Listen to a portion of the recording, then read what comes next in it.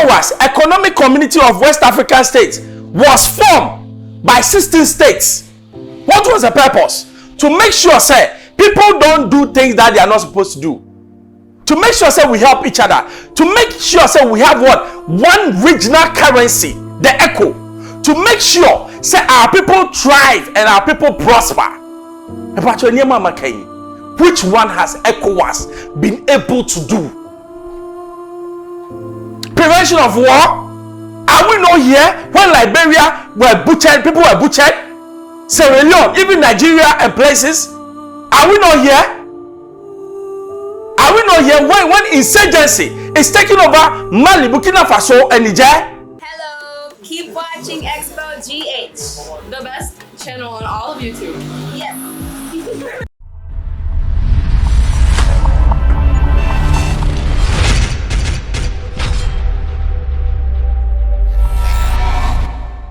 Hello, I Xposed GH, baby. I'll be the check the name is Bamboo. Subscribe, share. Me the two man now one sakabi. Ibrahim Traoré will be some so say, what is ECOWAS and who is ECOWAS? It's a question I even want to answer. Because it seems like that regional block has become a white elephant, useless block. Let's go and listen to him. Ibrahim Traoré makes it clear in his own words why they left ECOWAS and formed the AES. He says, "Where was ECOWAS when thousands of Nigerians were being killed by terrorists? Where were they when Mali and Burkina Faso were under attack?" Traoré declares, "We've taken our destiny into our own hands. This is not just a decision, it's a declaration of our strength, unity, and refusal to rely on those who've failed us."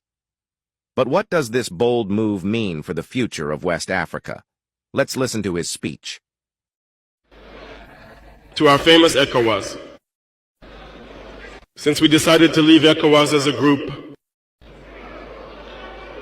the salon slaves have been activated everywhere. They want to scare the people. They want to scare everyone. Thank God. In the recent past, there were only a handful of people who had the right to speak. That's what they were saying on the TV shows. Who was ready for the gospel then? Today, so with new technologies, which of course have their advantages and disadvantages, everyone has the right to speak. And I think that the YIA are the first to confirm this.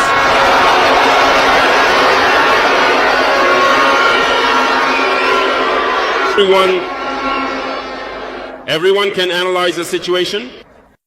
We can certainly make mistakes, but when you come to us to understand, we are very open to explaining the steps to you.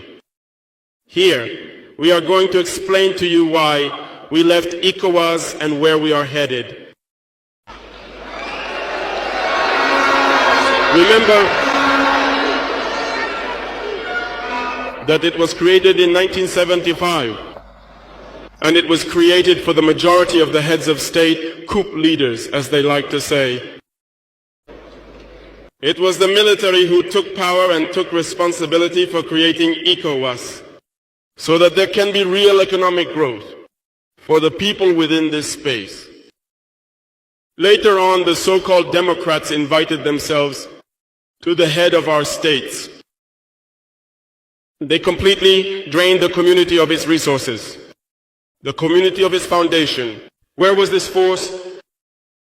When thousands and thousands of Nigerians were being killed by terrorists. Where was this force? When thousands of Malians and Burkinabes were dying under the bullets of terrorists. They said that they would dislodge by force the brave sons of Niger, who have taken the country's destiny into their own hands. Do you believe that there are weaklings in Niger? There are fighters over there. The Nigerian army is a warrior army. They have been fighting for years. This is not a challenge army or a peacekeeping army.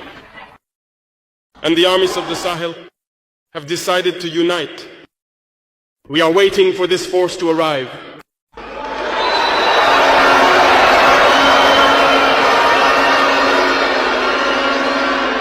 It is necessary that Ibrahim Traoré's speech is a powerful and unflinching critique of ECOWAS, coupled with a bold vision for the future of the Sahel region. He leaves no room for ambiguity when he asks, "Where was ECOWAS when thousands of Nigerians were being killed by terrorists? Where were they when Mali and Burkina Faso were under attack?" These rhetorical questions cut to the heart of his argument. ECOWAS failed to protect its people during their most vulnerable moments. This failure, according to Traoré, is not just a lapse in judgment. It's a systemic issue that has eroded trust in the organization. Traoré's decision to leave ECOWAS and form the Alliance of Sahel States, AES, is framed as an act of empowerment and self-determination. He emphasizes that the Sahel nations are no longer willing to rely on an organization that has, in his view, become ineffective and disconnected from the realities on the ground. Instead, he champions unity among the region's military forces, calling the Nigerian army a warrior army and highlighting the resilience of the Sahel nations. This is not just about military strength. It's about reclaiming agency and taking control of the region's future. The speech also delves into the historical context of ECOWAS, which was established in 1975 by military leaders who sought to foster economic growth and stability in West Africa. However, Traoré argues that over time, the organization lost its way. He accuses so-called Democrats of draining ECOWAS of its resources and failing to address critical issues like terrorism, political instability, and economic hardship. This critique is particularly poignant because it challenges the legitimacy of an organization that has long been seen as a cornerstone of regional cooperation. Traoré's vision for the AES is rooted in unity and collective action. He repeatedly emphasizes that the armies of the Sahel are coming together to form a stronger, more cohesive force. "We are waiting for this force to arrive," he says, creating a sense of anticipation and urgency. This is not just about military strategy, it's about sending a message to the world that the Sahel nations are capable of defending themselves and solving their own problems. But this decision is not without risks. Leaving ECOWAS could lead to greater isolation for the Sahel nations, especially in terms of trade and diplomatic relations. It also raises questions about how the AES will address the region's complex challenges, which include not only terrorism but also poverty, climate change, and political instability. While Traoré's speech is inspiring, it also underscores the need for careful planning and collaboration to ensure that the AES can deliver on its promises. One of the most striking aspects of the speech is its emphasis on sovereignty and self-reliance. Traoré taps into a deep sense of pride and determination, echoing the sentiments of Pan-African leaders who have long advocated for African nations to take control of their own destinies. He says, "We've taken our destiny into our own hands," framing the decision to leave ECOWAS as a declaration of independence and strength. This message resonates not only with the people of the Sahel, but also with a broader audience across Africa and the diaspora who are tired of external interference and eager to see African nations thrive on their own terms. Another key theme in the speech is the role of technology in shaping modern politics. Traoré acknowledges that new technologies have democratized access to information and given everyone a voice. He says, "In the past, only a few people could speak, but now everyone has the right to speak." This is a nod to the power of social media and digital platforms in holding leaders accountable and driving political change. It's also a reminder that transparency and accountability are more important than ever in the fight for good governance. Ultimately, Traoré's speech is a call to action, not just for the Sahel nations, but for all of Africa. It's a reminder that the continent's future lies in the hands of its people, and that true progress can only be achieved through unity, resilience, and self-belief. While the road ahead may be challenging, Traoré's message is one of hope and defiance. He is saying, we are strong, we are united, and we are ready to chart our own path. What do you think about Ibrahim Traoré's decision to leave ECOWAS and form the AES? Do you believe this is a step toward greater sovereignty and unity, or could it create new challenges for the region? Let's keep the conversation going. Drop your thoughts in the comments below. If you found this analysis insightful, don't forget to give this video a thumbs up and share it with your friends. We're here to explore the stories shaping our world, and your support helps us grow and bring you more content like this. For more in-depth analyses of African politics, global issues, and the stories that matter, hit that subscribe button and turn on notifications so you never miss an update. Together, let's dive deeper into the topics that impact our lives and our future. ECOWAS, Economic Community of West African States, was formed by 16 states. What was the purpose? To make sure, say, people don't do things that they are not supposed to do. To make sure, say, we help each other. To make sure, say, we have what? One regional currency, the ECO. To make sure, say, our people thrive and our people prosper. Which one has ECOWAS been able to do? Prevention of war? Are we not here when Liberia were butchered, people were butchered? Sierra Leone, even Nigeria and places? Are we not here? Are we not here when insurgency is taking over Mali, Burkina Faso, and Niger?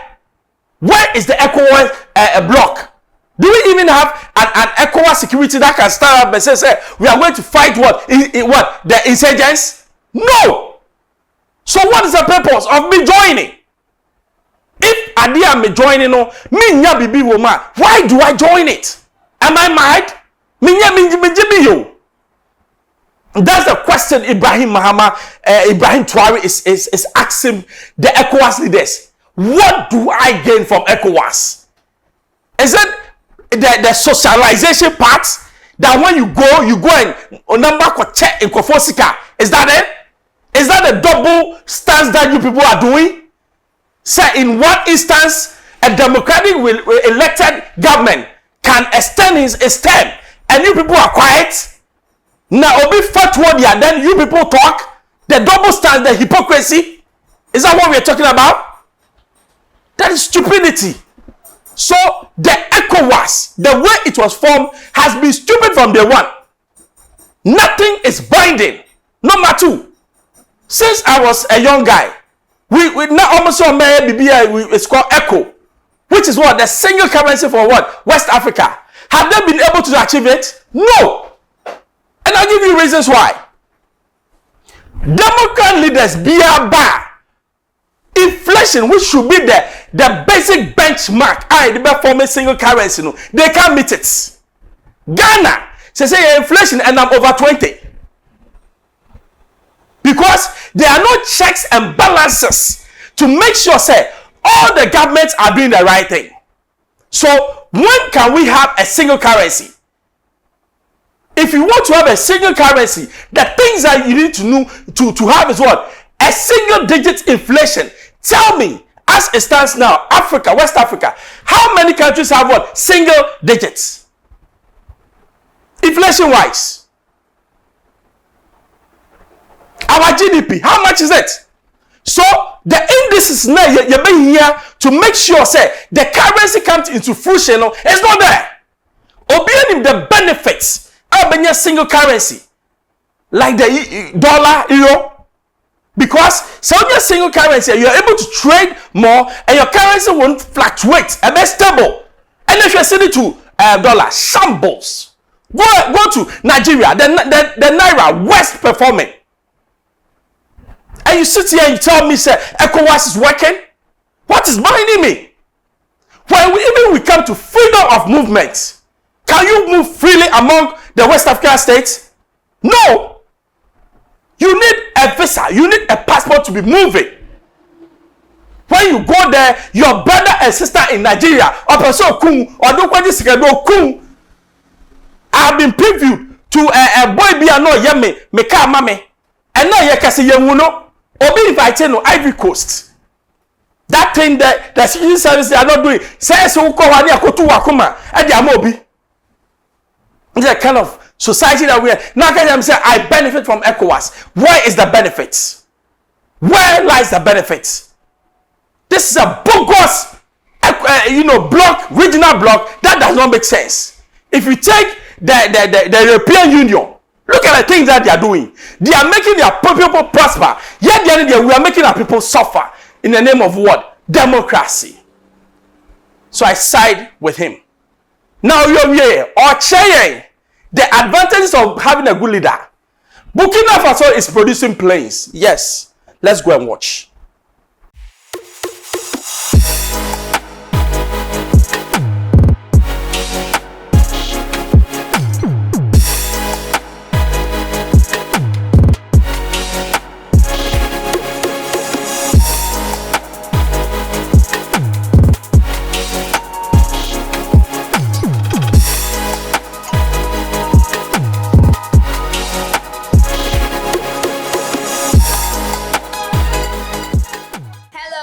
Keep watching Expo GH, the best channel on all of YouTube. Yes.